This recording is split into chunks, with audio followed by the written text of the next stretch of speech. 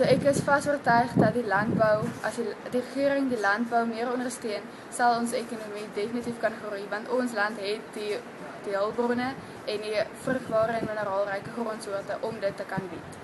Ek het 'n voorbeeld genoem uit my eie gemeenskap uit waar daar 8 myne is in my gemeenskap en net 3 van hulle operasioneel is en daar het 'n Chinese maatskappy by ons gemeenskap vir die munisipaliteit genader met die doel om een van die myne te heropen en die munisipaliteit oor 60% van die wins van die myn gehad het en dis moes die myn onttrek. En dit het soveel werksgeleenthede net onder die grond ingeskuif. Ek dink Suid-Afrika het nog 'n positiewe ekonomie wat nog voor lê vir ons. Ons kan soveel bou nog. Ander lande is besig om ons raak te sien, veral met die nuwe SKA-projek. Dat ek weet dat toe die ouens oor see gegaan het in die begin om soos borg en seker goed te wil kry of hulle not te wil lok as hulle van why your country, you don't even have electricity over there. En wil ons verskep in die hele beeld op buite.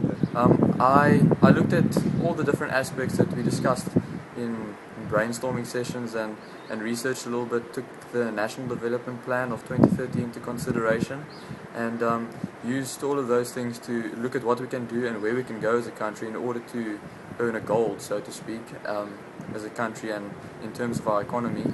And it basically comes down to strong leadership that's going to be needed, a united effort from the whole country and persistence, as it will not be an overnight journey.